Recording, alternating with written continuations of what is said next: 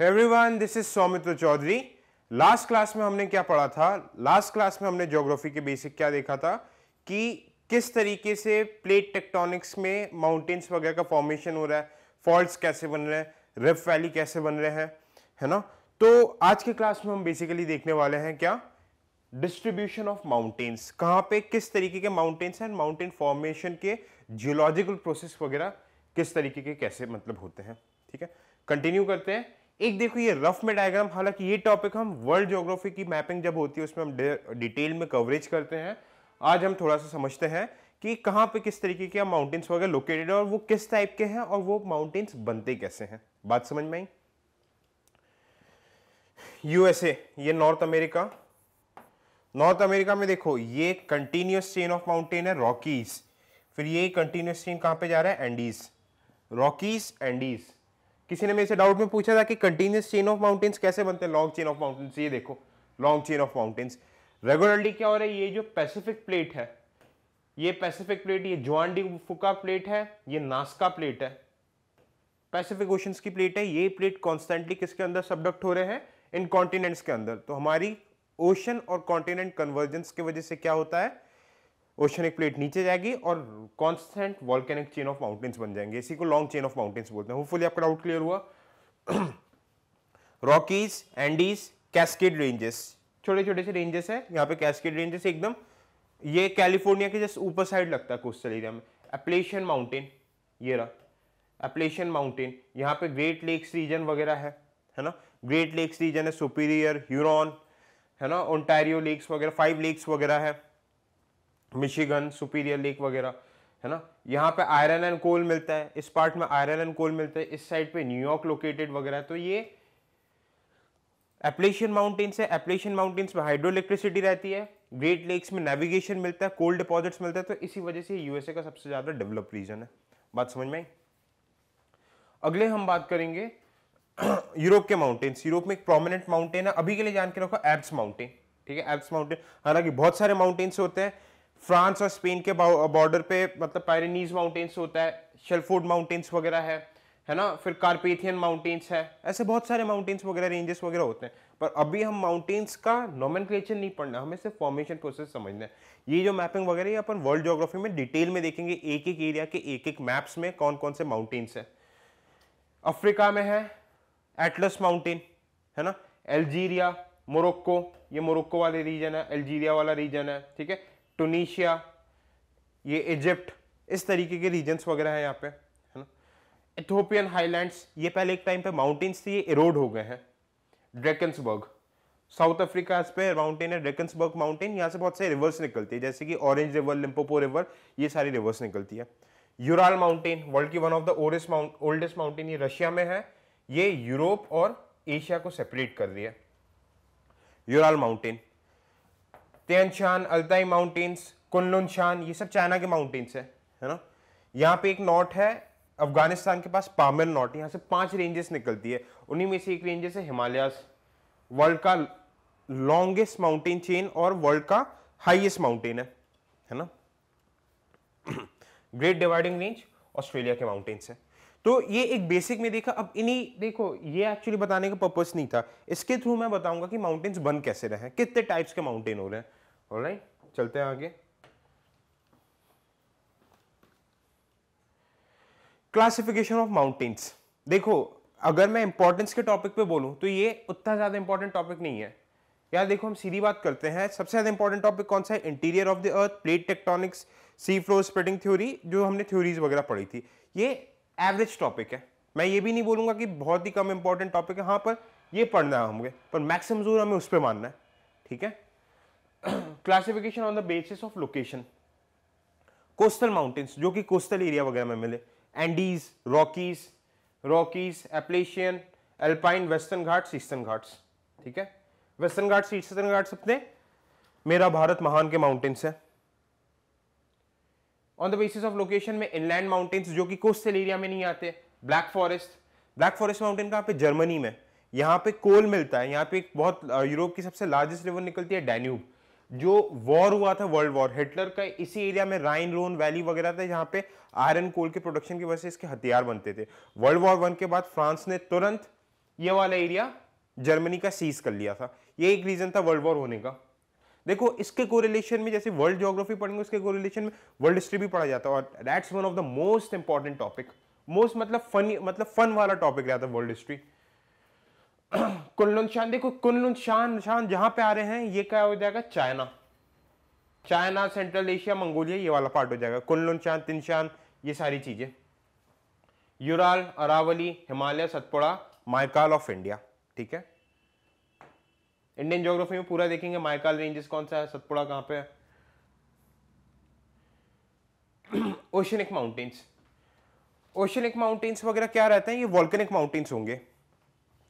Oceanic floor, continental floor, oceanic floor नीचे घुसा, ज्वालामुखी फट के बाहर निकला, बहुत बार इसकी बात कर चुके, तो उससे जो माउंटेन्स मिलते हैं वो आपके क्या उनसे हो जाएंगे, ओशनिक माउंटेन्स। एंडीज के रेंजेस, एंडीज में जैसे कि एक दो पीक्स के नाम ले लो, mount Aconcagua, Ojos del Salado, mount Cotopaxi, ये सब चिली, बोलीविया के रेंजेस में, एंडीज में रेंजेस है साउथ अमेरिका में। ठीक है, लास्ट क्लास में हम इसके बारे में बात कर चुके हैं। पीरियड ऑफ ओरिजिन, ठीक है, पीरियड ऑफ ओरिजिन की सबसे एज वाइज कैसे हम क्लासिफिकेशन करते हैं। कैलेडोनियन माउंटेन्स, कैलेडोनियन माउंटेन्स देखो ये ओरिजिनेशन वगैरह जो हुआ है इसका अप्रोक्सीमेटली 430 मिलियन ईयर्स पहले हुआ है।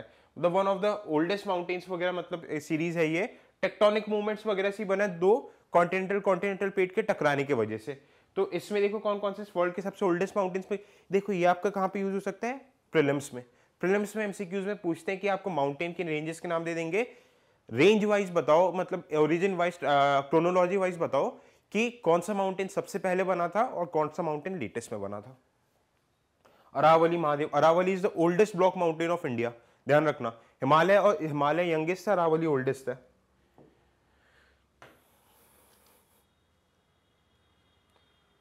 हेर्शियन माउंटेन्स, ये अपर कार्बोनिफेरस एरा के टाइम पड़ा था। अब देखो ये सब क्या है, ये एक्चुअली में जियोलॉजिकल टाइम स्केल है, इसमें आपको नहीं जाना है। Geological time scale, Archean era, ठीक है, Permian era, Precambrian era, Jurassic era, ये कौन लोग घुसेंगे, जो ज्योग्राफी ऑप्शनल के बंदे होंगे।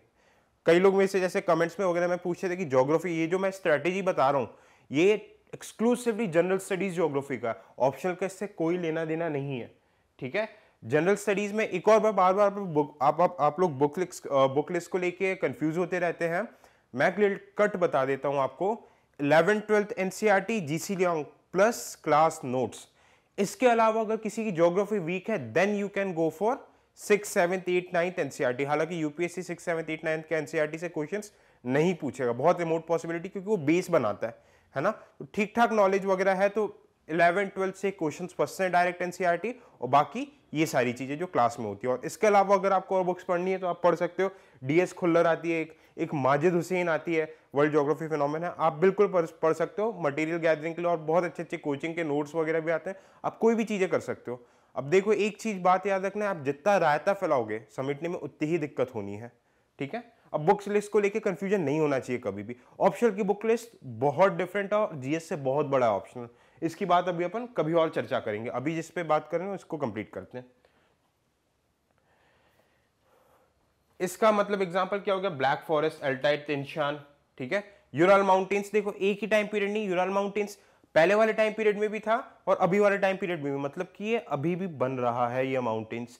ये एक ऐसा तो है नहीं कि 100 सालों के अंदर माउंटेन बन गया, धीरे धीरे धीरे इतना ऊंचा पहाड़ उठने में टाइम लगता है ना।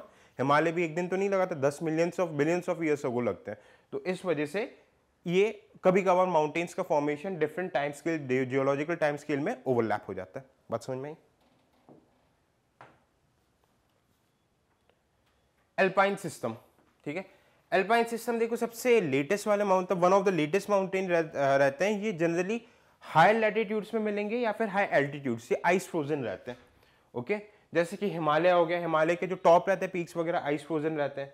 एटलस माउंटेन्स के टॉप्स आइस फ्रोजन रहते हैं। पामेर नॉट, जो मैंने पहले वाले स्लाइड में बताया था, उससे डिफरेंट रेंज ऑफ माउंटेन्स निकलते हैं, टॉरस, एल्ब्रस, जैग्रोस। ठीक है, ये सब कहाँ पे, ये ईरान के माउंटेन्स है, ईरान, टर्की, जैग्रोस टर्की में, फिर आपका एल्ब्रस, जैग्रोस वगैरह किस में है, ईरान वगैरह में आ जाएंगे। ठीक है, ये माउंटेन्स की क्लासिफिकेशन जब वर्ल्ड मैपिंग करेंगे तब हम डिटेल में देखेंगे। कुनलुन, चाइना, कुनलुन ये इस टाइप के जो शान टाइप के नाम आते हैं ये पूरे चाइना के हैं। टेक्टोनिक मूवमेंट्स, अब देखो यहां से अपन को अब थोड़ा दिमाग लगाना है, वो तो सिलेबस में था हमने पढ़ लिया, बिल्कुल सही बात है, यहां से देखना थोड़ा ध्यान से। टेक्टोनिक मूवमेंट्स की वजह से माउंटेन्स का कैसे क्लासिफिकेशन होता है? फोल्ड माउंटेन्स, कॉन्टिनेंटल प्लेट है, टकराए, क्रश हो गया रबर बैंड जैसे, ये एंटीक्लाइन सिंक्लाइन बन गए। हिमालय, ये ग्रेटर हिमालयस बोल दिया, ये मिडिल हिमालयस बोल दिया, और ये एक छोटा सा बन गया शिवालिक। ये हो गया आपका फोल्ड माउंटेन, ब्लॉक माउंटेन। ठीक है, कल हमने जो पढ़ा था रिफ्ट वैली के बारे में, ये गया, ठीक है, ये एक आपका प्लेट है, इसमें कन्वेक्शन करंट्स आ रहे हैं, इसको तोड़ दिया कन्वेक्शन करंट्स ने, हॉटस्पॉट से कन्वेक्शन करंट्स आ रहे हैं, डाइवर्ज हो रहा है, तो ये कैसा बन जाएगा, ये जो सेंटर वाला पार्ट है नीचे धंस जाएगा, ये ब्लॉक माउंटेन बन गया। दो पार्ट डाइवर्ज हो गए, बीच वाला पार्ट नीचे रह गया, इसको रैंप वैली भी बोलते हैं, रिफ्ट वैली या फिर रैंप वैली। रैंप वैली, ये ऊपर वाला उठा हुआ पार्ट है, इसको क्या बोलते हैं? हॉल्स्ट। और नीचे जो नीचे धस रहा है, सबमर्ज हो रहा है, उसको क्या बोलते हैं? ग्रैबन। ठीक है, volcanic mountains, ocean continental submergence, या फिर ओशन ओशन कोलिजन, या फिर diverging plate boundaries. Diverging plate boundary से क्या होता है? मैग्मा आता है, साइलेंट वोल्केनिज्म होता है। याद आ रही है प्रीवियस क्लास, ये चैप्टर एक्चुअली में सब पूरा प्रीवियस क्लास के एप्लीकेशंस है।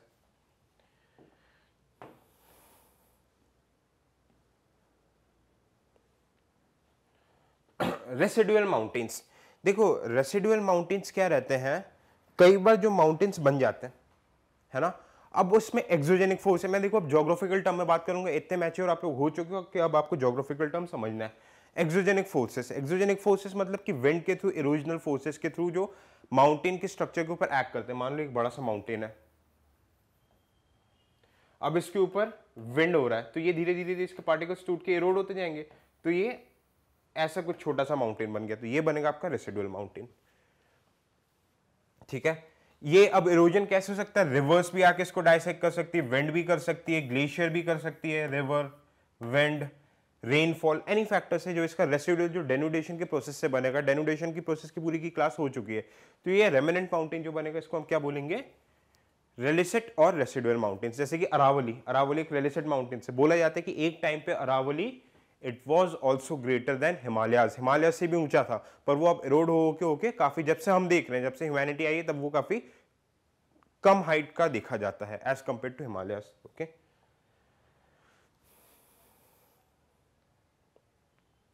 फोल्ड माउंटेन्स की बात करनी है। फोल्ड माउंटेन्स देखो, ये पूरे हिमालय का डिस्क्रिप्शन है।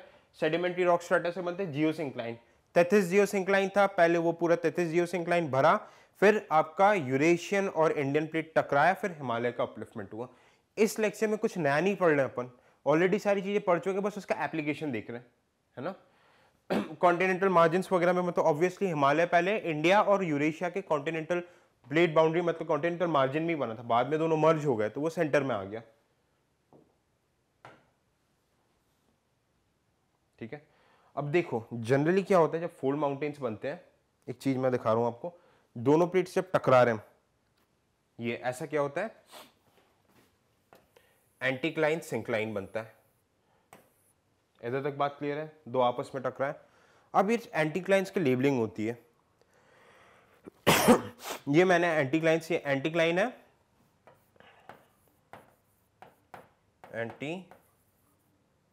एंटीक्लाइन सिंक्लाइन,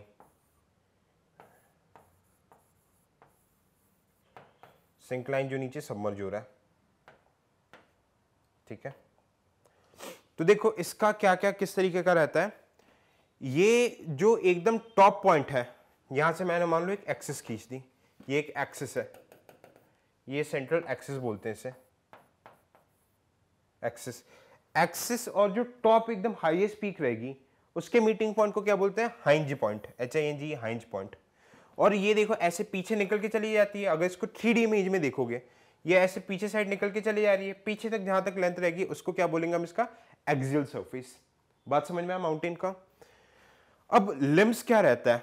ये माउंटेन है, ये देखो ऐसे ये माउंटेन बन रहा है, इसका जो सरफेस है, साइड वाला सरफेस, ये साइड वाला सरफेस है जो है ना, ये देखो ऐसे ये माउंटेन बने, ये जो साइड वाला सरफेस है इसको हम क्या बोलेंगे, लिम्स। बात समझ में आ रही है, लिम्स बोलते हैं। ये आपके देखो कई बार प्रीलिम्स मेंस में तो हालांकि नहीं पूछेंगे ये चीजें, पर प्रीलिम्स में they can ask you.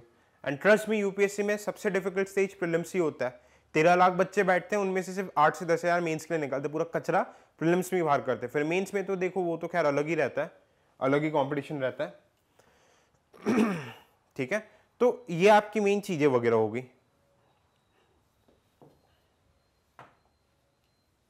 Inflection point एकदम इक्वेटर सेंटर पॉइंट से काट के हुए चलो उसका लोकस बना दो, तो वो आपका क्या हो जाएगा, इन्फ्लेक्शन पॉइंट। इन सब का देखो डेफिनेशन दिया गया, एक्सियल प्लेन वगैरह कैसा क्या है, पूरी चीजें आप एक बार रीड कर सकते हो जो चीजें मैंने बताई थी, है ना। अब ये इंपॉर्टेंट है, फोल्ड किस तरीके के होते हैं। माउंटेन्स जब टकरा रहे हैं इस तरीके का फोल्ड बनता है, एंटीक्लाइन सिंक्लाइन, है ना। तो इसमें जरूरी नहीं है कि फोल्ड एक जैसा ही रहे, इसमें ये जो फोल्ड हो रहा है जहां पे ये माउंटेन उठ रहा है एंटीक्लाइन, इसका क्लासिफिकेशन नहीं है। ठीक है, क्लासिफिकेशन ऑफ एंटीक्लाइन, क्लासिफिकेशन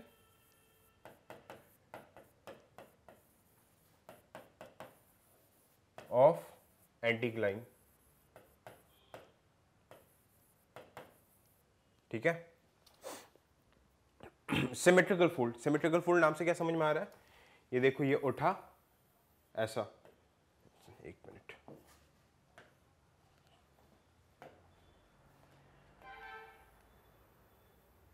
एकदम अगर मैं सेंट्रल एक्सियल प्लेन खींच रहा हूं तो ये दोनों एंगल थीटा थीटा इक्वल होना चाहिए, मतलब ईदर साइड इक्वल एंगल और इक्वल डिस्ट्रीब्यूशन होना चाहिए, तभी तो सिमेट्री बनेगी। बीच से काटो तो ये वाला पार्ट और ये वाला पार्ट दोनों इक्वल होना चाहिए, this is called symmetrical fold. Axial plane vertical रहेगा इसमें। ठीक है, एसिमेट्रिकल फोल्ड, एसिमेट्रिकल फोल्ड ऐसा रहता है, देखो ये वाला पार्ट ज्यादा हो गया, ये वाला पार्ट थोड़ा सा कम हो गया, है ना, मतलब एसिमेट्री, ये वाला पार्ट ज्यादा टिल्टेड है, ये वाला पार्ट कम टिल्टेड है, मतलब जो आपका एक्सियल लेंथ है, एक्सियल प्लेन है, वो वर्टिकल एकदम परपेंडिकुलर के जगह थोड़ा सा आड़ा टेढ़ा हो रहा है, तो ये एसिमेट्री हो गई। सिमेट्री, एसिमेट्री नाम से समझ में आ रहा है, इसमें कुछ समझने का नहीं है। आइसोक्लोनल फोल्ड, आइसोक्लोनल फोल्ड में क्या रहता है, लिम्स एक तरीके से एक दूसरे के पैरेलल रहते हैं। किस तरीके से, देखो ये आपका क्या हो गया, आइसोक्लोनल फोल्ड हो गया, है ना। अब देखो ये सिमेट्री एंगल वगैरह नहीं, पर ये जो दो सरफेसेस है लिम्स, ये एक दूसरे के पैरेलल है, पैरेलल चल रहे हैं, बात समझ में आ रही है। ठीक है, यहां पे क्या है, यहां पे देखो जो लिम्स है सरफेस है ये एक दूसरे के पैरेलल, साइड्स पैरेलल नहीं है, कन्वर्ज हो रहा है, यहां पे भी आड़े टेढ़े हैं पर यहां पे पैरेलल चल रहे हैं, ये आपके क्या हो गया, आइसोक्लोनल फोल्ड।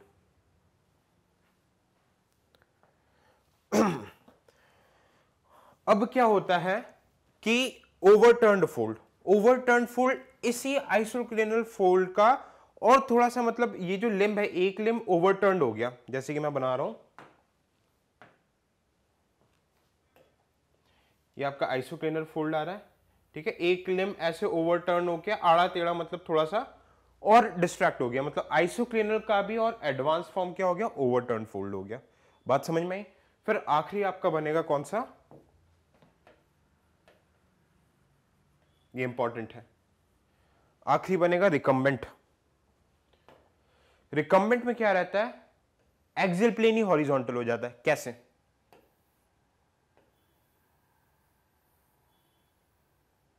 ये आपका एक्सियल प्लेन बन गया। एक्सियल प्लेन को चलो दूसरे कलर से दिखा देते हैं, ये ब्लैक कलर से मैं एक्सियल प्लेन बना रहा हूं, ये दो लिम्स हो गए, एक्सियल प्लेन एकदम ग्राउंड के पैरेलल हॉरिजॉन्टल हो गया, मतलब देखो अब जो पीक थी ये पूरी तरीके से मुड़ गई, तो ये आपका क्या बनेगा, रिकम्बेंट फोल्ड। इसके बाद एक और फोल्ड आता है नेपीज, शिवालिक्स में बनेंगे।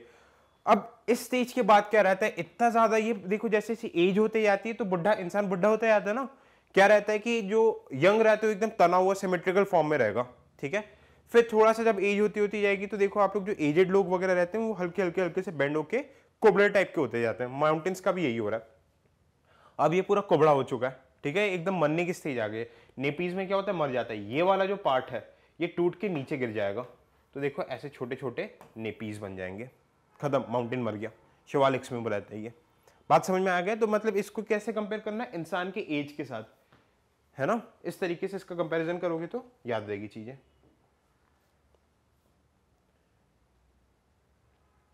फिर क्लासिफिकेशंस को हम कंटिन्यू करते हैं।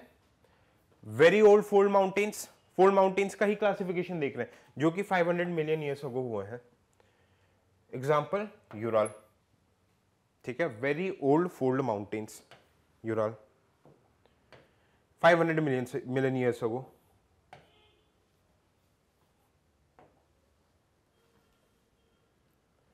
ओल्ड फोल्ड माउंटेन्स में क्या हो गया, ये टर्शरी पीरियड, मतलब टर्शरी पीरियड आपका क्या हुआ, अप्रॉक्स 300 मिलियन ईयर्स अगो के आसपास हो गया।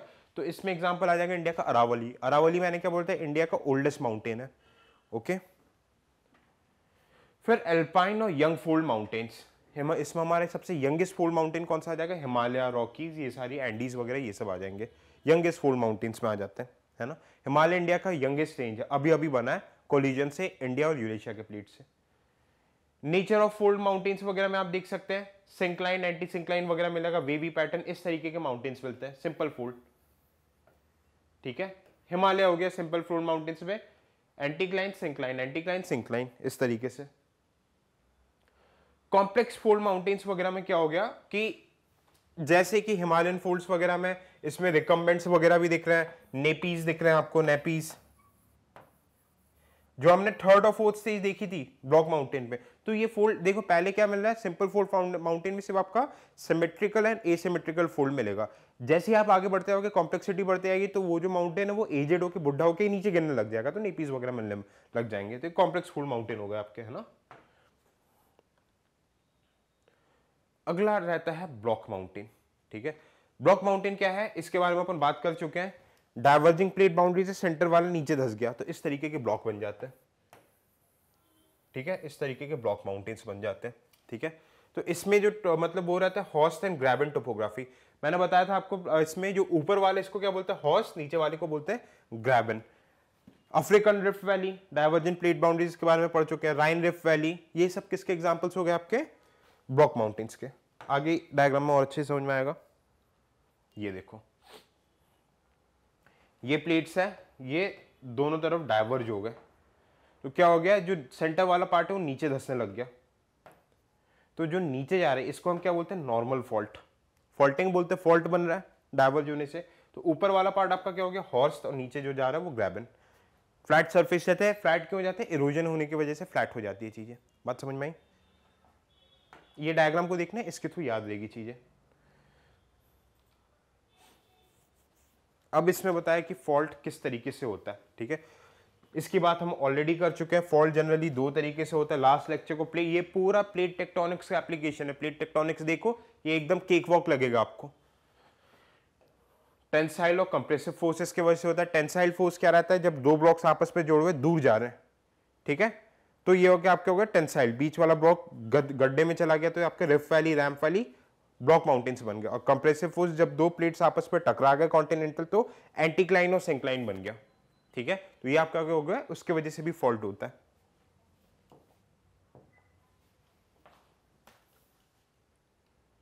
ठीक है। ये फॉल्ट्स के बारे में पूरी बताई, इसमें ऐसी कोई चीज नहीं है जो अपन ने नहीं पढ़ा, सारी चीजें अपन ने पूरे प्लेट टेक्टोनिक्स पढ़ाई। एक्चुअली प्लेट टेक्टोनिक्स के स्लाइड से ही हमने यहाँ पे निकाल के मतलब एग्जैक्ट निकाल के हमने यहाँ पे पेश किया।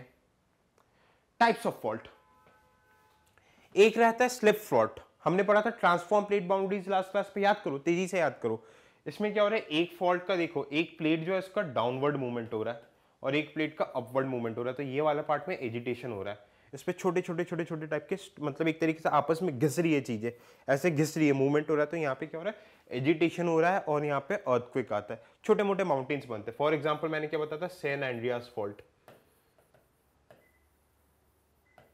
सैन एंड्रियास फॉल्ट मूवी एक विल स्मिथ की आई थी, मैंने इसके बारे में बात की थी, उसमें कैलिफोर्निया, यूएसए में कैलिफोर्निया के बाजू में हमेशा ही इस टाइप का फ्रॉड वगैरह आपको देखने को मिलेगा, कैस्केड रेंजेस के बाजू में, ठीक है, जो हमने स्टार्टिंग में देखा था, लैटरली मूवमेंट होता है। अब इसी का एक टाइप आ जाता है, इसमें स्ट्राइक एंड स्लिप फॉल्ट का ही एक टाइप रहता है जिसको हम बोलते हैं ट्रांसफॉर्म बाउंड्रीज फॉल्ट, ये चीज जो मैं बोल रहा था, ठीक है, ट्रांसफॉर्म बाउंड्री फॉल्ट। देखो स्ट्राइप एंड स्लिक फॉल्ट में किसी भी डायरेक्शन में मूवमेंट हो सकता है, चाहे वो हॉरिजॉन्टल वर्टिकल मूवमेंट भी हो सकता है या फिर हॉरिजॉन्टल मूवमेंट भी हो सकता है या फिर ऑब्लिक मूवमेंट भी हो सकता है। आपस में ऑब्लिकली भी प्लेट घिस सकते हैं, पर यहाँ पे प्लेट जो घिसेंगे सिर्फ और सिर्फ हॉरिजॉन्टली घुसेंगे, है ना। सेंट एंड्रियास फॉल्ट इसी का ही एग्जाम्पल हो जाएगा, ठीक है। डेड सी भी इसी तरीके से बनता है, डेड सी का जो फॉल्ट रहता है वो भी इसी तरीके से ही बनता है, आपस में रजिंग की वजह से। हाँ, ये थोड़ा सा ध्यान से देखना। डिप एंड स्लिप फॉल्ट दो तरीके के होते हैं, डिप एंड स्लिप फॉल्ट। एक नॉर्मल फॉल्ट रहता है, एक रिवर्स फॉल्ट। नॉर्मल फॉल्ट क्या रहता है, आपका ये जो अभी तक हम पढ़ते हुए आ रहे हैं, डाइवर्जिंग प्लेट बाउंड्री से क्या हो गया, सेंटर वाला पार्ट नीचे सबडक्ट हो गया, ये आपका क्या हो गया, नॉर्मल फॉल्ट। दो प्लेट्स आपस में जुड़े हुए हैं, दूर गए, आपका हो गया नॉर्मल फॉल्ट, ठीक है। टेंसाइल फोर्स रहते हैं, keyword is tensile force. Reverse fault में क्या रहता है, देखो इसमें कंप्रेशन नहीं होता। कंप्रेशन में क्या रहता है, दो प्लेट्स आपस में टकरा रहे, ये दो प्लेट्स आपस में टकराते हैं, यहाँ पे एंटीक्लाइन सिंक्लाइन क्रशिंग होने लगी। इसमें क्या रहता है, एक प्लेट मान लो थोड़ा सा ऑब्लिक है, ऐसा उठा हुआ है, दूसरा कलर लेते हैं, ऐसा हल्का सा उठा हुआ है ऑब्लिक वे में। अब क्या हुआ, जैसे ये दोनों प्लेट टकराएंगे, नॉर्मल हिमालयस में क्या हो रहा है कि क्रशिंग होकर एंटीक्लाइन सिंक्लाइन बन रहा है। अब ये एक प्लेट ऐसा है, मान लो ये जैसे टकरा तो दूसरा वाला जो प्लेट होगा एक के ऊपर ऐसे चढ़ जाएगा इस तरीके से, ठीक है। इसका ऐसे मूवमेंट हो रहा है, तो this is called reverse fault. इसमें मूव अपवर्ड, ऊपर साइड जाता है, कंप्रेसिव फोर्स लगता है। अब थ्रोन को देखो, जो भी ऊपर जाता है उसको हॉर्स बोलते हैं, नीचे जाते हैं उसे ग्रैबन बोलते हैं। ये आपका एग्जांपल कहां पे देखने को मिलेंगे, शिवालिक्स, इस रीजन पे जहां पे भी रिवर्स फॉल्ट्स रहते हैं, यहां पे मैक्सिमम इंटेंसिटी ऑफ अर्थक्वेक्स आते हैं, ठीक है। देखो ये जो अपन ने प्लेट टेक्टोनिक पढ़ लिया ना, वॉल्केनो अर्थक्वेक हमारे 15-15 मिनट के टॉपिक रहेंगे, है ही नहीं कुछ। वॉल्केनो कब बनता है, जब ओशनिक प्लेट कॉन्टिनेंटल प्लेट के नीचे आता है, जब heavier oceanic plate lighter oceanic plate के नीचे आता है, ठीक है। तो इस तरीके से ये प्लेट्स वगैरह बन जाते हैं। बात समझ में आई आपको? तो ये आपका हो गया कंप्रेसिव फॉल्ट वगैरह। तो अगला जो क्लासिफिकेशन हम देखने वाले हैं, this would be about volcanic mountains. Volcanic mountains के बारे में हम पढ़ चुके हैं। वॉल्केनिक माउंटेन्स क्या रहता है, वॉल्केनिक माउंटेन्स जैसे कि बार बार देखो वही चीजें रिपीट हो रही है। ओशनिक प्लेट कॉन्टिनेंटल प्लेट के अंदर गया, वॉल्केनो फटा। एग्जाम्पल अकोनकागुआ, किलिमंजारो, माउंट फुजियामा, ठीक है। एंडीज रेंजेस के सारे माउंटेन्स वगैरह हैं, कुछ अफ्रीकन रेंजेस के माउंटेन वगैरह हैं। तो ये सब क्या रहता है, वॉल्केनिक बॉम्ब के फॉर्म पे इरप्ट होते हैं। वॉल्केनो बताएंगे तो और डिटेल में समझ में आएगी चीजें। ये देखो ये लिस्ट, ये फैक्चुअल कई बार अरेंज करने को आ जाता है कि कौन सा रेंज किसकी length wise longest to shortest में अरेंज कीजिए। रैंडम आपको दे देंगे प्री में, फिर आपको अरेंज करना पड़ेगा 3 2 1 1 2 4 ऐसे करके। याद रखना एंडी सबसे लॉन्गेस्ट है, ठीक है, अरावली सबसे छोटी चेन वगैरह है। ये बस हल्का हल्का आपको एक बार बस ग्लांस कर लेना, ये फिगर्स रटने की बिल्कुल जरूरत नहीं है, बस याद रखना सबसे लॉन्गेस्ट कौन सा, सेकंड लॉन्गेस्ट कौन सा, इस तरीके से, ओके, ठीक है।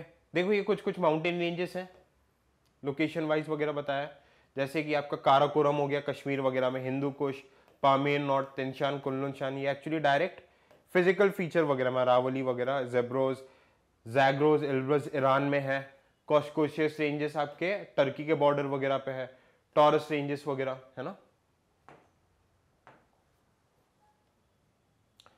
एल्प्स, ब्लैक फॉरेस्ट जिसकी हम बात कर रहे थे, है ना, जहां पे जिसके वजह से वर्ल्ड वॉर वगैरह हुआ था। एंडीज रेंजेस के बारे में बात करते हैं थोड़ी सी, ठीक है।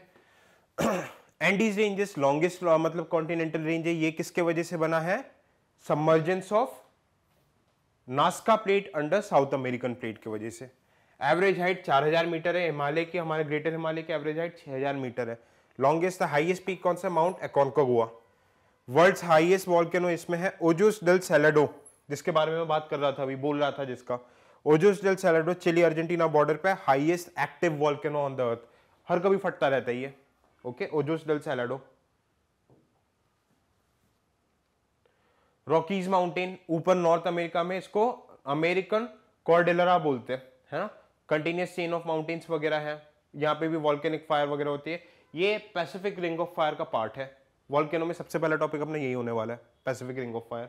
पैसिफिक ओशन के काउंटर बाउंड्रीज वगैरह में जहां जहां वॉल्केनोज मिलते हैं उसको पैसिफिक रिंग ऑफ फायर बोलते हैं। ठीक है, नॉर्दर्न कॉर्डिलेरा वगैरह के बारे में, इसके बारे में बताया। अलास्का रेंजेस वगैरह है, ब्रुक्स रेंजेस वगैरह है, ये रॉकीज के छोटे छोटे रेंजेस वगैरह है। सेरिया नेवाडा, ये रॉकीज के मिनिमम रेंजेस वगैरह की बात की है, छोटे छोटे रेंजेस वगैरह की इसमें बात की गई है। साउथ कॉर्डिलेरा वगैरह में आपका क्या आ जाएगा, Central America region. Central America जो कंट्रीज है ना, हॉन्डुरस, निकारागुआ, पनामा, और फिर ये कंटिन्यू कहां पे होता है, एंडीज से होके पूरा साउथ अमेरिका तक नीचे तक जाते हैं। ये सदर्न कॉर्डिलेरा और वो नॉर्दर्न कॉर्डिलेरा। कॉर्डिलेरा याद रखना है सिर्फ और अमेरिकन रेंजेस को बोलते हैं, south and north American ranges को। ठीक है, ये एंटार्क्टिक के कुछ माउंटेन्स वगैरह है। एंटार्क्टिक के माउंटेन्स, एंटार्क्टिका में भी माउंटेन्स वगैरह मिलते हैं। इसमें बस इतना याद रखना कि ट्रांस अंटार्कटिक चेन वगैरह है माउंटेन्स वगैरह का, और यहां पे एक इसकी one of the highest peak है Vinson Massif, VINSN, Vinson, MASSIF, Vinson Massif. Okay, ये टॉपिक हम डिटेल में वर्ल्ड ज्योग्राफी में करेंगे, एक एक चप्पा चप्पा पढ़ेंगे, एकदम टेंशन मत लेना इसमें। यूरल माउंटेन की बात कर ली हमने, ये कैसे बनता है, यूरोप और एशिया के कोलिजन से बना था। ये बाउंड्री है बिटवीन यूरोप एंड एशिया, पूरा का पूरा रशिया में लाया करता है। One of the oldest mountain of the world. ठीक है, एटलस माउंटेन, ये नॉर्थ वेस्टर्न अफ्रीका में है। अफ्रीका और यूरोप कॉन्टिनेंटल प्लेट कोलिजन की वजह से बना था, और ये मतलब मेनली अभी एक तरीके से इरोजन वगैरह होता जा रहा है, तो ये रेलिसेट माउंटेन की कैटेगरी में आता जा रहा है। इसकी हाइट मतलब ये 2500 किलोमीटर तक इसकी रेंजेस वगैरह है, कंटिन्यूस रेंजेस है। Highest peak Toubkal. ठीक है, हिमालय के बारे में हमने डिटेल में पढ़ ही लिया है। ठीक है, हिमालय कैसा क्या है। आल्प्स रीजन्स वगैरह कहां पे है, ये जनरली आपके अफ्रीका और यूरेशियन प्लेट के कोलिजन, कॉन्टिनेंटल कोलिजन की वजह से बना था, सेडिमेंट्री रॉक्स की वजह से बना था। हाईएस्ट पीक कौन सी है इसकी, माउंट ब्लैंक, ये याद रख लेना, Mount Blanc is the highest peak. Alpine region वगैरह है, कौन कौन सी कंट्रीज आ जाती है मैप में देखना, ऑस्ट्रिया, इटली, फ्रांस, ठीक है, स्विट्जरलैंड, ये सारी कंट्रीज वगैरह के बाउंड्रीज में टच होता है ये एल्प्स रेंजेस। मैक्सिमम ये स्विट्जरलैंड में आता है, स्विट्जरलैंड के टूरिज्म का one of the biggest region है। तो यहाँ पे हमारा माउंटेन्स का डिस्ट्रीब्यूशन खत्म होता है, इसके बाहर माउंटेन्स में कुछ नहीं आने वाला। ये हमने अभी फॉर्मेशन देखा है, हमने ये नहीं पढ़ा नोमेनक्लेचर की माउंटेन्स कहाँ पे कौन कौन से मिलते हैं, ये एक रफ आइडिया देके ये हम टोटली करेंगे जब हम वर्ल्ड मैपिंग करेंगे, वर्ल्ड मैपिंग और वर्ल्ड ज्योग्राफी करेंगे, तो इसमें हमारा ये डिटेल में खत्म होने वाला है। तो आज की संडे की क्लास अपनी खत्म होती है, फिर कल हम मिलेंगे, कल हमारा फ्रेश टॉपिक होगा अबाउट वॉल्केनोज। वॉल्केनोज इंपॉर्टेंट है। अब देखो जियोमॉर्फोलॉजी हमारा अप्रॉक्स 70 to 80% हो चुका है, अब पूरा में सिर्फ एप्लीकेशंस पढ़ने। दो मेजर टॉपिक है, वॉल्केनोज, अर्थक्वेक्स तो साथ में कर लेंगे अपन, उसके बाद जियोलॉजिकल लैंडफॉर्म्स। जियोलॉजिकल लैंडफॉर्म्स सिर्फ आपको इमेज दिखाना और बताने की कौन सी क्या क्या जगह होती है। ठीक है, तो यहाँ पे अपन खत्म करते हैं आज की क्लासेस को। थैंक यू सो मच, जय हिंद।